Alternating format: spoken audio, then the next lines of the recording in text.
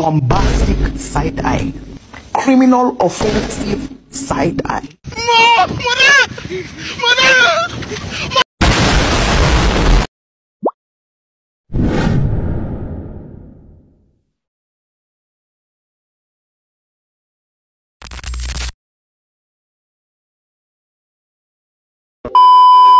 Pose with the fans. Pose with the pose with the pose with the fans. Pose with the pose with the pose with the fans. Pose with the fans.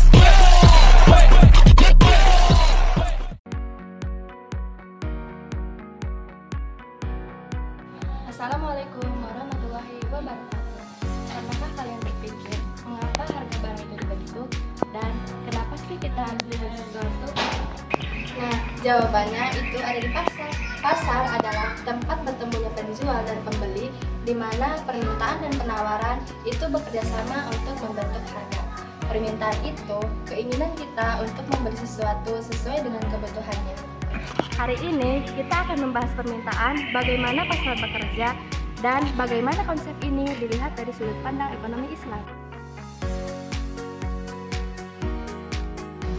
Apa itu pasar? Pasar bukan hanya tempat fisik yang ramai, bisa juga supermarket, mall, atau toko online. Intinya, pasar adalah mekanisme di mana penjual dan pembeli bertemu secara langsung maupun tidak langsung. Para ahli juga sepakat loh bahwa pasar adalah tempat penjual dan pembeli bertemu untuk bertransaksi kebutuhan mereka. Fungsi penting pasar. Yang pertama, pasar itu sebagai tempat kita membeli dan menemukan barang untuk kebutuhan sehari-hari. Yang kedua, pasar juga menjadi tempat mata pencaharian bagi banyak orang. Tempat produsen bisa menjual barang dan mendapat keuntungan untuk mengembangkan usaha mereka. Permintaan konvensional dan permintaan Islam. Ada dua pandangan soal permintaan konvensional dan permintaan Islam.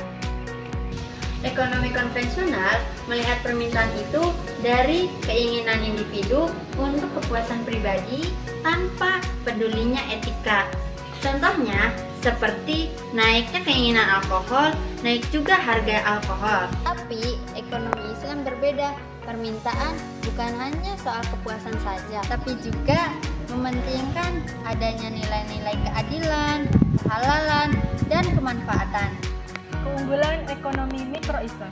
Yang pertama, fokus pada kebaikan bersama atau maslahat.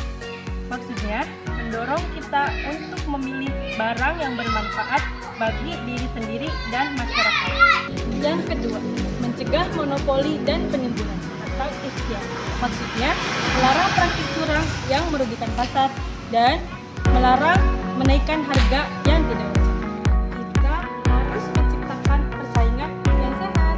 Yang ketiga, keseimbangan yang adil. Harga dan barang terbentuk karena adanya kedua belah pihak, yaitu penjual dan pembeli, di mana mereka yang rela berinteraksi bukan karena paksaan. Yang keempat, mendorong persaingan secara sehat, meningkatkan kualitas produk dan pilihan bagi konsumen. Jadi, ekonomi mikro Islam itu lebih dari sekedar untung dan rugi.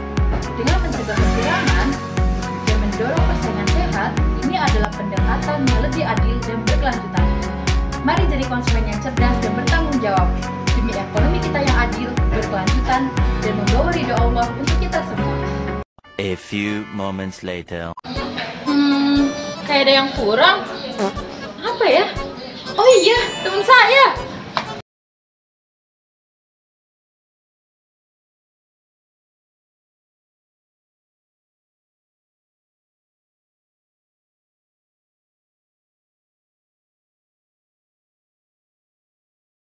Inilah pemaparan materi tentang dinamika permintaan.